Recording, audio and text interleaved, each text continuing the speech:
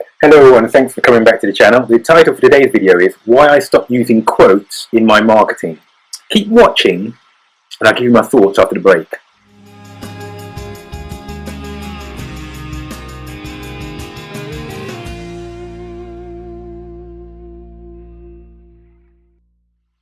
Hi everyone, before we get into this, if you've not subscribed already, why I stopped using quotes in my marketing. Lots of people, businesses of all sizes, descriptions, and also organizations and movements to a certain extent use quotes in their marketing, and on the face of it there seems no harm attached to using quotes, but I wanted to dig a little deeper in this discussion for this video and explain why I stopped using quotes for marketing. The first is a strategic marketing point or consideration, if you like. When you use a quote in your marketing, the quote may be very potent, it may be very evocative, it may be very powerful. The words may be very powerful.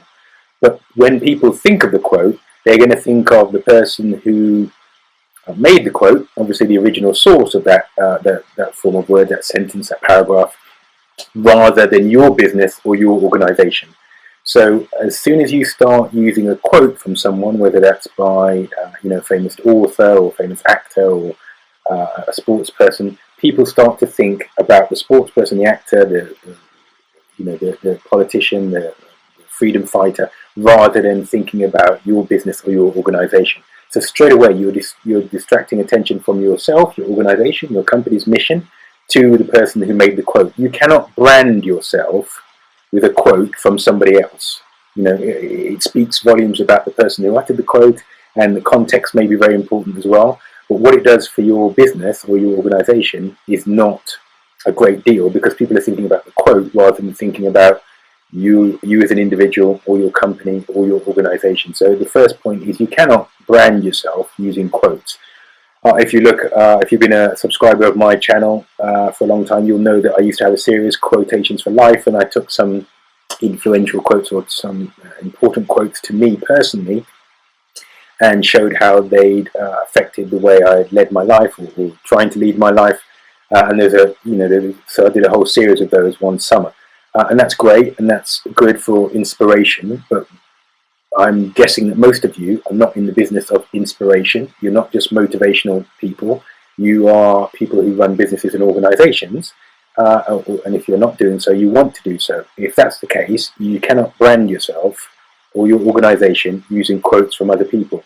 Really, the only exception of that is to that rule or that consideration, from my perspective, is if that quote emanates from someone who's still attached to the organization. So if let's say you were working for Apple and you used a Steve Jobs quote, that's still consistent with obviously the organization that you're in. It's the same company, so that makes sense. But other than that, you shouldn't be using quotes to try and brand yourself as an individual or brand your organization. Now there are some other deeper considerations. Rather than not being able to brand yourself, I want to demonstrate these with quotes that I've been made aware of, and I've probably tweeted at some stage in the past. I'm not doing that nowadays, but I used to do that. So let me give you some quotes and then talk a bit about the personalities that made the quote. So first one is, if you're going through hell, keep going. On the face of it, a very strong quote, and it's good motivation or inspiration for anybody having a tough time. And I think that's still a good piece of advice. And that came from Winston Churchill. And in the UK, a lot of people regard Winston Churchill as a hero because of the leadership that he demonstrated during the Second World War. I don't want to go too far back here, but that's 1939 to 45, during the Second World War. But if you look a bit deeper into the career and life of Winston Churchill, you'll know that for lots of his career, he was very unpopular. He was instrumental in the Boer War, and that's at the turn of the century, so I think it's like around 1899, 1901, and that was the war that first introduced concentration camps. So concentration camps not good at all, and you don't want to be associated with somebody who had a part in that. And also, he had some very unpopular, or today we'd say they're very unpopular views about people with different colour skins and their mental capacity. In short, he felt that people with brown and black skins had a sort of inferior mental capacity to people with white skins. And these are some views that if you do a bit of research using Google or any of your search engines that you choose to use, you'll find this out. So when you start using a quote, there are complications attached to the personality in the quote. So Winston Churchill is just one example. Another example, so the next one is Henry Ford. And I came aware of a quote, and I used to tweet a quote a few years ago that was along the lines of, let me just remember the words of the quote: "You cannot build a reputation on what you're going to do." Once again, on the face of it, a good quote. You need to deliver. You need to actions. Actions speak louder than words. You need to be all about action and taking action and making change, rather than just talking about it. You're talking about your intentions. It seems a very strong quote. Unfortunately, when you look into the career of Henry T. Ford, obviously very popular for introducing the first mass-produced car, the Model T Ford, in the 1900s.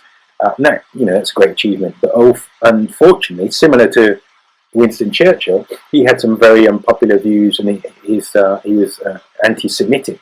So, obviously, for those who don't know, that means he was prejudiced against Jewish people. And because of that, it's not somebody you really want to attach yourself to. If you're in 2019 and you're using Henry Ford quotes, and some people will think, well, why are you quoting a man who is openly anti-Semitic? Obviously, it's not the right thing to do, and you shouldn't share those views.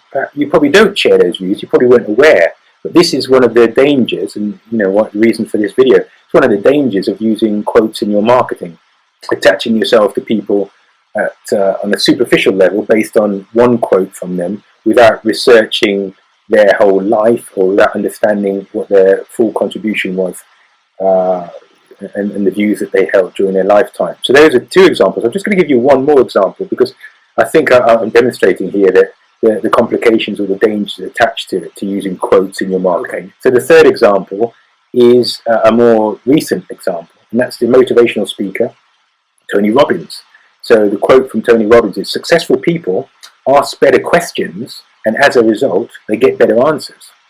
On the face of it, very good piece of advice, and it encourages you to think about the questions you ask in certain situations. Let me give you an example. If you're in a tough situation why you haven't got your business might not be thriving because of the recession or Brexit or whatever, and you may say, why is my business suffering? A better question would be, how do we thrive in this current climate where many businesses are suffering? Obviously, it's a better question, and by following that and looking for answers to that, you're going to get a far more productive and successful route forward than just by looking at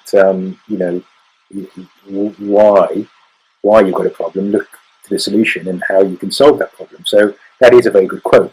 Unfortunately, if we look at the recent career of Tony Robbins, he's got years and years of experience as a motivational speaker. Lots of people have been to his events, and lots of people have been moved and touched by him. And unfortunately, he's somebody who's currently facing, I think, 8 or 9 allegations of sexual misconduct.